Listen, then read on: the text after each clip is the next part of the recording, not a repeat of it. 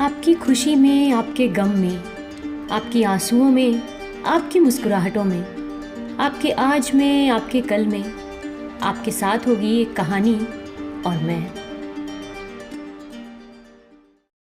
नमस्कार दोस्तों, आप सभी का स्वागत है मेरे चैनल कथा सागर में। आज मैं आप सब लोगों के लिए मुंशी प्रेमचंद जी की कहानी लेके आई हूँ जिसका शीर्षक है चोरी। ये कहानी अगर आपको अच्छी लगे तो इस वीडियो को लाइक, चैनल को सब्सक्राइब और इसे अपने दोस्तों और जानकारों में शेयर ज़रूर कीजिएगा। तो चलिए इस छोटी सी कहानी की शुरुआत करते हैं। हाय बचपन, तेरी याद नहीं भूलती। वो कच्चा टूटा घर, वो पुआल का बिछौना, वो नंगे बदन, नंगे पाँव खेतों में घूमना, आम के पेड़ों पर चढ़ना, सारी बातें आंखों के सामने फिर रही हैं।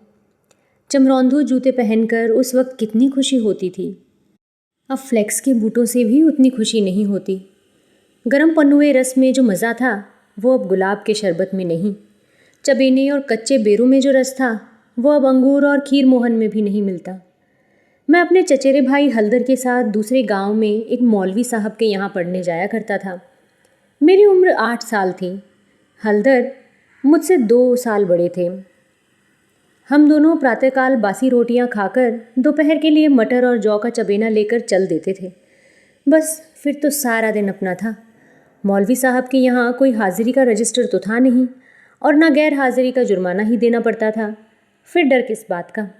कभी तो थाने के सामने खड़े सिपाहियों की कवायद देखते, कभी किसी भालू या बंदर नचाने वाले मदारी के पीछे पीछे घूमने में पूरा दिन काटते थे। कभी रेलवे स्टेशन की ओर निकल जाते और गाड़ियों की बहार देखते। गाड़ियों के समय का जितना ज्ञान हमको था उतना शायद टाइम टेबल को भी न था। रास्ते में शहर के महाजन ने एक बाग लगाना शुरू किया था। वहाँ एक कुआं खुद रहा था। वो भी हमारे लिए एक दिलचस्प तमाशा था। बूढ़ा माली हमें अपनी झोपड़ी में बड़े प्रेम से बैठाता था। हम उससे झगड़ झगड़ कर उसका काम करते। कहीं बाल्टी लिए पौधों को सींच रहे हैं, कहीं खुरपी से क्यारियाँ गोड़ रहे हैं, कहीं कैंची से बेलों की पत्तियाँ छाँट रहे हैं। उन कामों में कितना आनंद आता था। माली बाल प्रकृति का पंडित था। हमसे काम लेता पर इस तरह मानो हमारे ऊपर कोई एहसान कर रहा है। जितना काम वो दिन भर में करता हम घंटे भर में निपटा देते थे।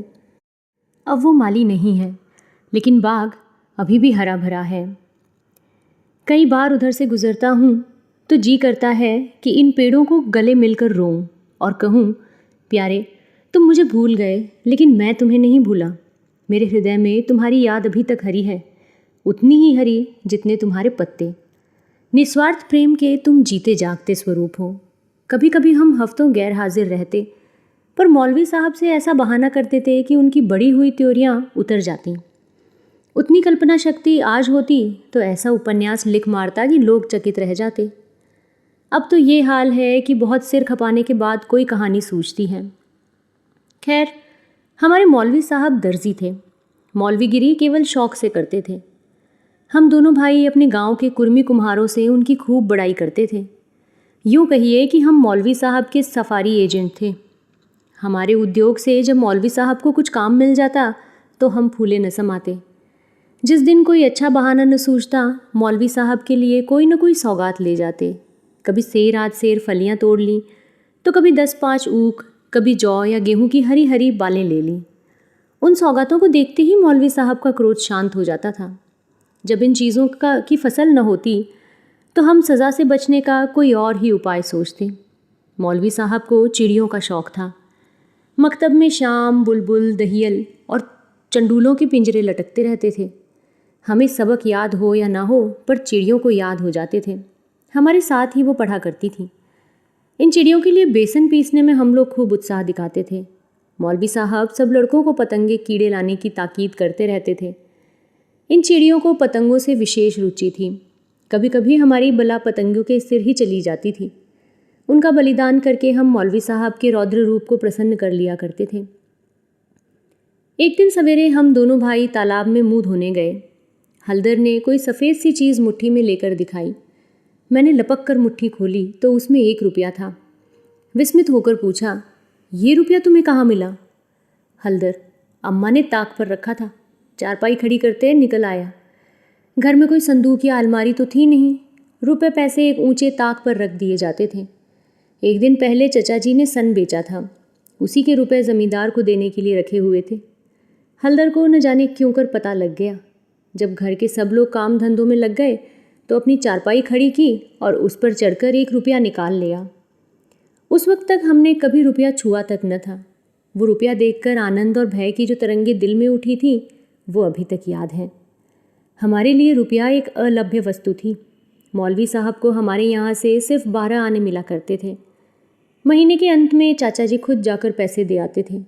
भला कौन हमारे गर्व का अनुमान कर सकता है। लेकिन मार का भय आनंद में विघ्न डाल रहा था। रुपए कोई अनगिनत तो थे नहीं। चोरी खुल जाना मानी हुई बात थी। चाचा जी के क्रोध का भी मुझे तो नहीं हलधर को प्रत्यक्ष अनुभव हो चुका था। यह उनसे ज़्यादा सीधा साधा आदमी दुनिया में न था। चचा ने उनकी रक्षा का भार सिर पर न लिया होता तो कोई बनिया उन्हें बाजार में बेच सकता था, पर जब क्रोध आ जाता तो फिर उन्हें कुछ न सूझता। और तो और चची भी उनके क्रोध का सामना करने से डरती थी। हम दोनों ने कई मिनट तक इन्हीं बातों पर विचार किया और आखिर यही निश्चय हुआ कि आई हुई लक्ष्मी को ना जाने देना चाहिए। एक तो हमारे ऊपर संदेह होगा ही नहीं, अगर हुआ भी तो हम साफ इनकार कर जाएंगे, कहेंगे हम रुपया लेकर क्या करते। थोड़ा सोच विचार करते तो ये निश्चय पलट जाता और वो विभत्स लीला न होती जो आगे चलकर हुई। पर उस समय हम में शांति से विचार करने की क्षमता ही न थी।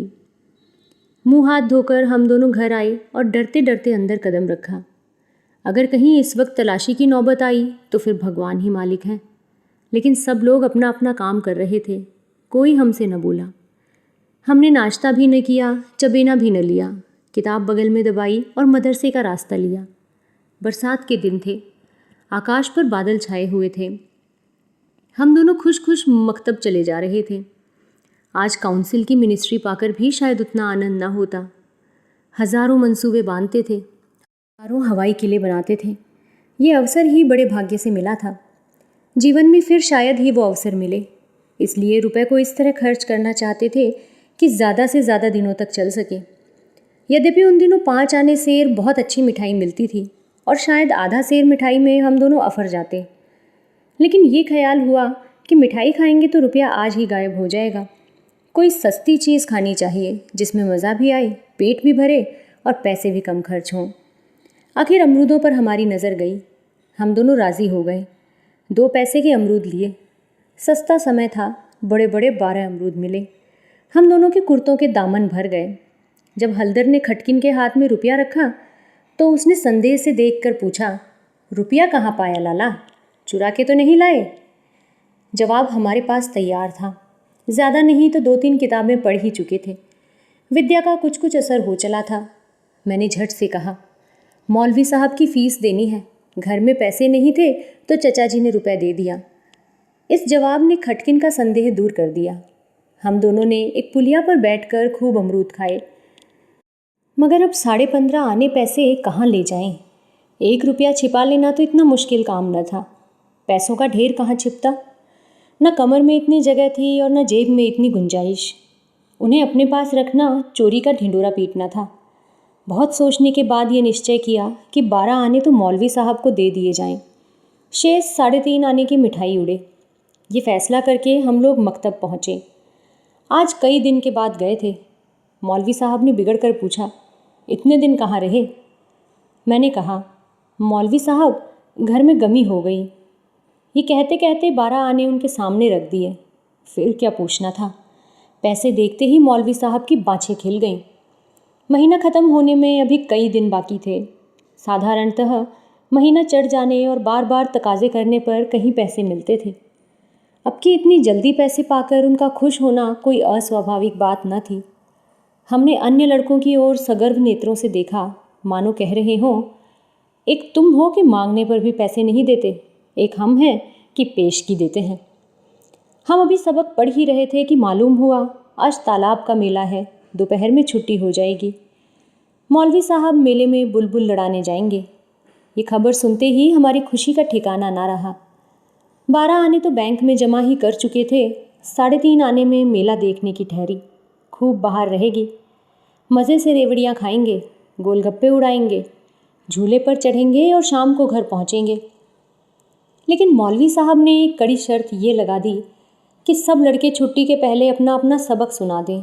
जो सबक न सुना सकेगा उसे छुट्टी न मिलेगी। नतीजा ये हुआ कि मुझे तो छुट्टी मिल गई, पर हलधर कैद कर लिए गए और कई लड़कों ने भी सबक सुना दिए थे। वे सभी मेला देखने चल पड़े। मैं भी उनके साथ हो लिया। पैसे मेरे ही पास थे, इसलिए मैंने हलधर को साथ लेने का इंतज़ार न किया। तय हो गया था कि वो छुट्टी पाते ही मेले में आ जाएं और दोनों साथ साथ मेला देखें। मैंने वचन दिया था कि जब तक वो ना आएगा एक पैसा भी खर्च न करूँगा। लेकिन क्या मालूम था कि दुर्भाग्य कुछ और ही लीला रच रहा है। मुझे मेला पहुँचे 1 घंटे से ज़्यादा गुजर गया, पर हलधर का कहीं पता नहीं। क्या अभी तक मौलवी साहब ने छुट्टी नहीं दी या रास्ता भूल गए? आंखें फाड़ फाड़ कर सड़क की ओर देखता था। अकेले मेला देखने में भी जी न लगता था। ये संशय भी हो रहा था कि कहीं चोरी खुल तो नहीं गई और चाचा जी हलधर को पकड़कर कहीं घर तो नहीं ले गए। आखिर जब शाम हो गई तो मैंने कुछ रेवड़ियाँ खाईं और हलधर के हिस्से के पैसे जेब में रखकर धीरे धीरे घर चला। रास्ते में ख्याल आया, मकतब होता चलूं, शायद हलधर अभी वहीं हो। मगर वहाँ तो सन्नाटा था। हाँ, एक लड़का खेलता हुआ मिला। उसने मुझे देखते ही ज़ोर से कहकहा मारा और बोला, बच्चा घर जाओ तो कैसी मार पड़ती है। तुम्हारे चचा आए थे, हलधर को मारते मारते ले गए हैं। अजी ऐसा तान कर घूंसा मारा कि मियाँ हलधर मुंह के बल गिर पड़े। यहाँ से घसीटते लेके गए हैं। तुम्हें मौलवी साहब की तनख्वाह दे दी थी ना, वो भी ले ली। अभी कोई बहाना सोच लो, नहीं तो बेभाव की पड़ेगी। मेरी सिट्टी पिट्टी भूल गई, बदन का लहू सूख गया। वही हुआ जिसका मुझे शक हो रहा था। पैर मण भर के हो गए थे। घर की ओर एक एक कदम चलना मुश्किल हो गया। देवी देवताओं के जितने नाम याद थे सभी की मानता मानी। किसी को लड्डू, किसी को पेड़े, किसी को बतासे। गांव के पास पहुंचा तो गांव के डीह का सुमिरन किया, क्योंकि अपने हलके में डीह की ही इच्छा सर्वप्रधान होती है। ये सब कुछ किया, लेकिन जो जो घर निकट आता था दिल की धड़कन बढ़ती जाती थी, घटाएं उमड़ आती थीं। मालूम होता था आसमान फट कर गिर ही चाहता है। देखता था लोग अपने अपने काम छोड़ छोड़ कर भागे जा रहे हैं। गोरू भी पूंछ उठाए घर की ओर उछल कूद करते चला जा रहा था। चिड़ियाँ अपने घोंसलों की ओर उड़ी चली जाती थीं, लेकिन मैं उसी मंद गति से चला जाता था, मानो पैरों में शक्ति ही नहीं। जी चाहता था जोर का बुखार चढ़ाए या कहीं चोट लग जाए, लेकिन कहने से दो भी गधे पर तो नहीं चढ़ता। बुलाने से मौत नहीं आती, बीमारी का तो कहना ही क्या। कुछ न हुआ और धीरे धीरे चलने पर भी घर सामने आ ही गया। अब क्या हो। हमारे द्वार पर इमली का एक घना वृक्ष था। मैं उसी की आड़ में छिप गया कि ज़रा और अंधेरा हो जाए तो चुपके से घुस जाऊं और अम्मा के कमरे में चारपाई के नीचे जा बैठूं। जब सब लोग सो जाएंगे तो अम्मा से सारी कथा कह सुनाऊंगा। अम्मा कभी नहीं मारती, ज़रा उनके सामने झूठ मूठ रोऊंगा तो वो और भी पिघल जाएंगी। रात कट जाने पर फिर कौन पूछता है, सुबह तक तो सबका गुस्सा ठंडा हो जाएगा। अगर ये मंसूबे पूरे हो जाते तो इसमें संदेह नहीं कि मैं बेदाग बच जाता, लेकिन वहाँ तो विधाता को कुछ और ही मंजूर था। मुझे एक लड़के ने देख लिया और मेरे नाम की रट लगाते हुए सीधे मेरे घर में भाग गया। अब मेरे लिए कोई आशा ना रही। लाचार घर में दाखिल हुआ तो सहसा मुंह से एक चीख निकल गई, जैसे मार खाया हुआ कुत्ता किसी को अपनी ओर आता देखकर भय से चिल्लाने लगता है। बरौठे में पिताजी बैठे थे। पिताजी का स्वास्थ्य इन दिनों कुछ खराब हो गया था। छुट्टी लेकर घर आए थे। ये तो नहीं कह सकता कि उन्हें शिकायत क्या थी, पर वो मूंग की दाल खाते थे और संध्या समय शीशे के गिलास में एक बोतल में से कुछ उंडेल उंडेल कर पीते थे। शायद ये किसी तजुर्बेकार हकीम की बताई हुई दवा थी। दवाएं सब बासने वाली और कड़वी ही तो होती हैं। ये दवा भी बुरी ही थी, पर पिताजी न जाने क्यों इस दवा को खूब मज़ा ले लेकर पीते थे। हम जो दवा पीते हैं तो आंख बंद करके एक ही घूंट में गटक जाते हैं, पर शायद इस दवा का असर धीरे धीरे पीने में ही होता है। पिताजी के पास गांव के 2-3 और कभी कभी 4-5 और रोगी भी जमा हो जाते थे और घंटों दवा पीते रहते थे। मुश्किल से खाना खाने उठते थे। इस समय भी वो दवा ही पी रहे थे। रोगियों की मंडली जमा थी। मुझे देखते ही पिताजी ने लाल लाल आंखें करके पूछा, कहाँ थे अब तक? मैंने दबी ज़बान से कहा, कहीं भी तो नहीं। अब चोरी की आदत सीख रहा है। बोल, तूने रुपया चुराया कि नहीं? मेरी ज़ुबान बंद हो गई। सामने नंगी तलवार नाच रही थी। शब्द भी निकालते हुए डरता था। पिताजी ने ज़ोर से डांट कर पूछा, बोलता क्यों नहीं? तूने रुपया चुराया कि नहीं? मैंने जान पर खेल कर कहा, मैंने कहा। मुंह से पूरी बात भी न निकलने पाई थी कि पिताजी विकराल रूप धारण किए, दांत पीसते झपट कर उठे और हाथ उठाए मेरी ओर चले। मैं ज़ोर से चिल्लाकर रोने लगा। ऐसा चिल्लाया कि पिताजी भी सहम गए। उनका हाथ उठा ही रह गया। शायद समझे कि जब अभी से इसका ये हाल है, तब तमाचा पड़ जाने पर कहीं इसकी जान ही न निकल जाए। मैंने जो देखा कि मेरी हिकमत काम कर गई, तो और भी गला फाड़ फाड़ कर रोने लगा। इतने में मंडली के 2-3 आदमियों ने पिताजी को पकड़ लिया और मेरी ओर इशारा किया कि भाग जा। बच्चे ऐसे मौके पर और भी मचल जाते हैं और व्यर्थ मार खा जाते हैं। मैंने बुद्धिमानी से काम लिया, लेकिन अंदर का दृश्य इससे कहीं भयंकर था।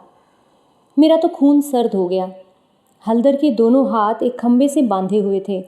सारी देह धूल धूसरित हो रही थी और वो अभी तक सिसक रहा था। शायद वो आंगन भर में लोटा हुआ था। ऐसा मालूम हुआ कि सारा आंगन उसके आंसुओं से भर गया है। चची हल्दर को डांट रही थी और अम्मा बैठी मसाला पीस रही थी। सबसे पहले मुझ पर चची की निगाह पड़ी। बोली, लो, वो भी आ गया। क्यों रे, रुपया तूने चुराया था या इसने? मैंने निशंक होकर कहा, हल्दर ने। अम्मा बोली, अगर उसी ने चुराया था तो तूने घर आकर किसी से कहा क्यों नहीं? अब झूठ बोले बगैर बचना मुश्किल था। मैं तो समझता हूँ कि जब आदमी को जान का खतरा हो तो झूठ बोलना क्षम्य है। हल्दर मार खाने के आदी थे। 2-4 घूंसे और पड़ने से उनका तो कुछ न बिगड़ सकता था। मैंने मार कभी खाई न थी। मेरा तो 2 ही 4 घूंसों में काम तमाम हो जाता।